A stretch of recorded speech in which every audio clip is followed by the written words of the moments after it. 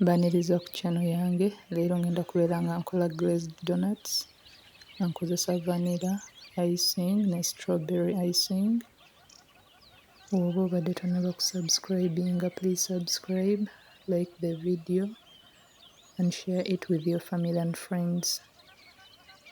Zino glazed donuts ziba nga ze tuyita donuts eziri coated oba eziba zirina coating.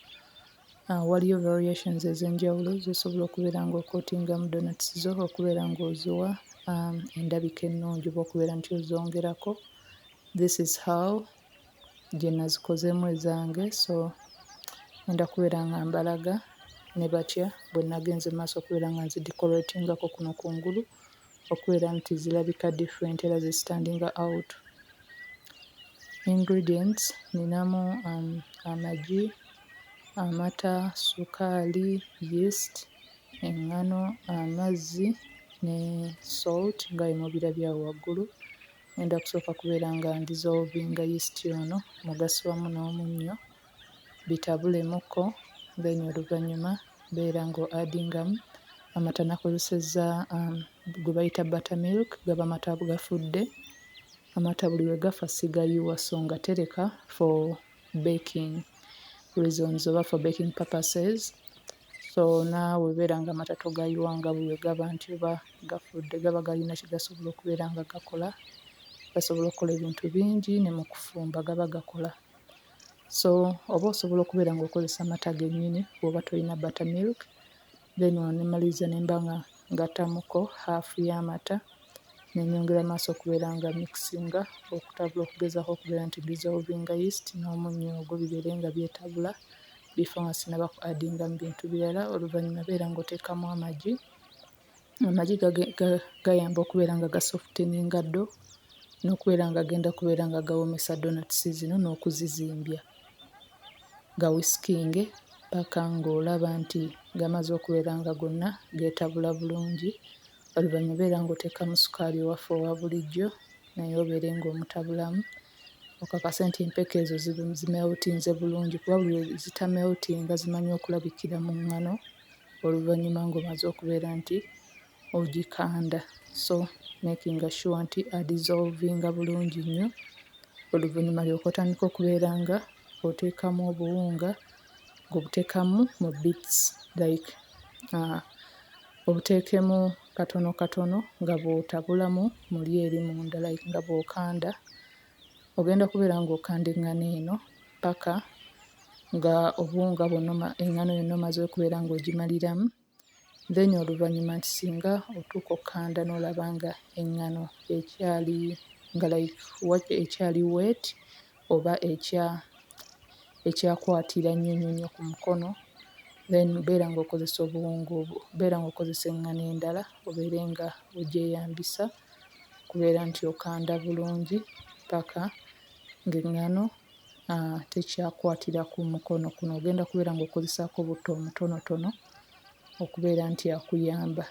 Naye kirala nti singa oba obadde okanda ne weesanga nga eŋŋano eno kaŋŋambe eri a bit dry oba nti bw'oba ogikanda olaba nti like teri bulungi, tegonda bulungi, osobola era okubeera ng'okozesa ku butto oba ku liquid yenna oba mata oba amazzi amatonotono n'ogiyiwakokko, ekikuyamba okubeera nti ogikanda eveeyo ng'egonda. Buli eŋŋano w'ebeera nga tegonda kiba kitegeeza final product yonna oba ya mugaati oba ya donati oba ya bundaazi nti nabwo bugenda kubeera nga bukaluba era erina engeri ey'enjawulo gy'ebeerabikamu. So making sure nti eŋŋano otuuka okubeera nga egonda. Ono butto naye abeera nga ayamba okuba nti eŋŋano eno egenda okuvaako ku ngalo kuno. Then oluvannyuma ng'omaze okubeera ng'ogikanda ng'olabira ddala nti eri fine bulungi, beera nga ogirapingako oba ogibikako bulungi omale ogireke okubeera ng'erestinga wakati w'essaawa emu ku bbiri. Gikiipinge mu kifo ekiri woomu kuba yeast yeetaaga environment eri woomu okusobola okubeera nti azimbulukuka oba like abeera nga asobozesa eŋŋano eno ddo eno okubeera nti eddabulinga mu size. So ngenda kubeera nga ngiteeka munda mu oven, nga oven teriiko nga sigitaddeeko egira ezimba.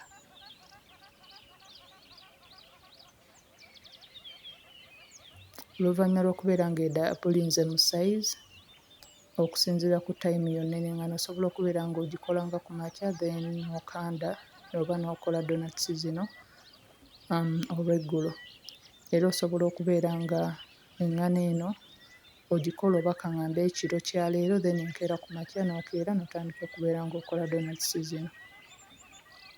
Beera ng'omansa eŋŋano ku ddo eno obeere ng'obanga ddamu ogikandemu then ogikole mu shape ya round oba shape ya ball, oluvannyuma ogipureesinge osobole okubeera ng'otandika okuba ng'ogiroolinga.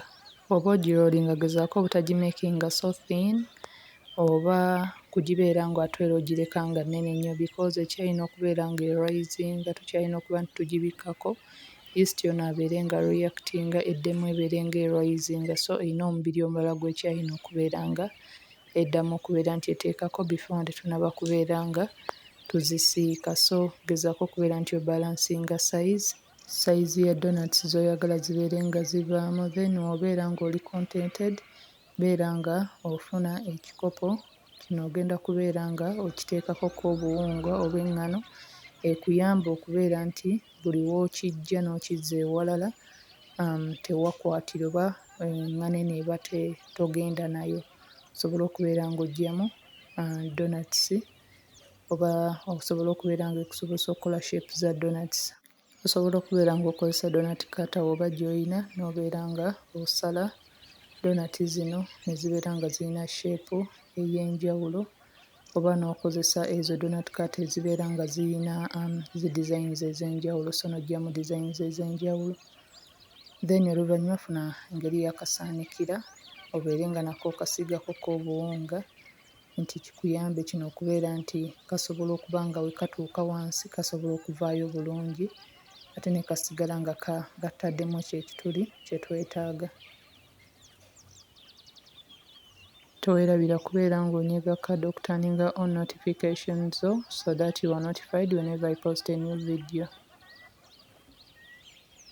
Funa tray oba olusaniya lwonna obeere nga oludasitingako n'eŋŋano then oluvannyuma beera nga donuts zino oziteekako kuba twetaaga okubeera nti zirisinga omulundi ogwokubiri for 15 to 20 minutes before nga tetunnaba kubeera nga tuzisiika. Kino kigenda kubeera nga kizisobozesa okubeera nti ziddamu zibeere nga zirisinga then beera ng'oddamu oloolinga ddo repeating process eno. Zibikkeko bulungi then nga weziri mu kubeera nti zirisinga beera nga oteekako obutto amala agenda okusobozesa okubeera nti deep fry donuts zino naye omuteekeko abeere ng'akyamuka ku muliro oguli medium nga nazo bwe zirisinga. Beera ng'okyekinga ku butto olabe oba ali ready nti singa oba ofunye akalawo n'obeera ng'okateekamu n'olaba nga bubbles zitandise okubeera nga zijja oba zifoominga ku akati konna oba ekintu ekiri wooden ky'oba otaddemu omanya nti butto ali ready okubeera nti akozesebwa osobola okulaba nti donuts zino zizzeemu ne zibeera nga omubiri gweyongeddeko then tandika okubeera ng'oziteekamu ozisiike. Gezaako okubeera nti ozisiikira ku medium heat kuba singa okozesa omuliro omungi ennyo ziba zigenda kusiriira oba zibeere nga zitaaningirawo dark brown like nga wakaziteekamu already zibeere nga zitaaningirawo kala. So ziweemu akadde zibeere nga zibrowninga ku side then oluvannyuma ogenda kubeera nga ozikyusa ozizza ku side endala obeere ng'ozisiika. Meanwhile nga bw'oli mu kusiika wano osobola okubeera nga eno bw'okanda bw'oggyamu zi donuts then obeera ng'ozibikkako okubeera nti ofuna eziri ready z'ogenda okubeera nga ozzaamu nga zino oziggyeemu. So side emu kasita eba emaze okubrowninga beera ng'okyusa ku side endala obeere ng'ozisiika then ogenda kubeera nga tuzidraininga.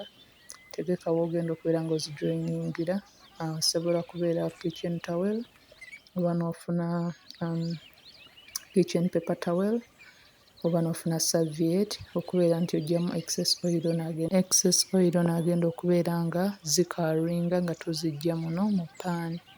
Then oluvannyuma repeating process obeere nga oddamu okubeera ng'ozisiika zonna paka nga ziweddeyo. Then tugenda kuzireka zibeere nga donati zikuulinga like zibeere nga ziwola before nga tetunaba kubeera nga tukozesa any coating yonna gy'oba osazeewo okubeera nti okozesa, kuba singa ziba zikyayokya coating eno w'ogiteekako eba egenda kumeltinga right away. Ekiyinza okuleetera okwebuuza lwaki coating wo aba tasitiikinga ku donuts zino naye kiva kuba nti oba wakootinze nga donuts zikyayokya oba nga zikyabuguma nnyo nti buli coating bw'omuteekako just n'abeera nga meltinga bumeltinze. Funa icing sugar ekikopo kimu ku 2 obeere ng'omuteeka mu bowel, okugatteko vanilla extract, then oluvannyuma ogenda kubeera ng'obitabulamu ng'okozesa amata. Amata gano gagenda kubeera nga gakuyamba okubeera nti odissolvinga icing sugar ono n'okubeera nti ofuna consistency eyo gye weetaaga. Singa oba obadde oyagala kubeera ng'okola coating wa sides zombi kiba kitegeeza teweetaaga icing ono okubeera nga yenna mukwafu, so oba ogenda kubeera nga okozesa ogenda kumukola nga w'amazziko okusinga ku wange ono gwe nakoze, but ngenda kuba nga nkola side emu, so ono agenda kubeera nga amala ku nze, then beera ng'oteekamu donati eno gyetooloozeemu okakase nti side eyo gy'otaddeko yonna eri coated bulungi, oluvannyuma obeere ng'ofuna ku tray w'oziteeka zibeere nga zirestinga nga bw'okola ku ndala. Osobola okubeera ng'okozesa coatings ez'enjawulo, osobola okubeera ng'okozesa cocoa powder nti nga bwe tukoze ono vanilla n'obeera ng'ogattamu cocoa powder eggiko nga 3, then n'omikisinga paka n'ofuna consistency gy'oyagala n'obeera ng'okozesa oyo, oba n'obeera ng'okozesa strawberry nga bwe nakoze nti mu icing eyasigaddewo ne addingamuko solution ya strawberry nembeera nga ntabulamu bulungi nnyo, then oluvannyuma ne mbeera nga nfuna kkala gye neetaaga ne consistency ya icing sugar, then ne mbeera nga nzikootinga ne mba nga nkoze gezo za mirundi 2 eya strawberry ne vanilla. So osobola okubeera nga osalawo okukozesa ezo nga ze nakozesezza, oba n'ogattako eya chocolate eyo ng'okozesa cocoa powder, oba n'obeera ng'okozesa n'oyongeramu any other food color oba food gel gw'oyinza okubeera ng'okozesa, then oluvannyuma beera ng'okozesa shredded coconut, biscuit yali crushed, cinnamon powder, cocoa powder, osobola okubeera ng'okozesa entangawuuzi eya powder form, okubeera nti omansaako oba okubeera nti oyongera okuba nti ozidecoratinga mu ngeri ey'enjawulo. Kino kikole nga icing tannaba kubeera nga akwatira ku donuts ziri, because singa aba akwatidde kiba kitegeeza bino ebisigadde by'ogenda okudecoratinga nabyo tebigenda kubeera nga nabyo biyingirako bulungi oba binywererako bulungi, so gezaako okubeera nga makinga sure nti okikola mu bwangu okubeera nti nazo zivaayo nga zirabika bulungi. Thanks for watching. Until next time.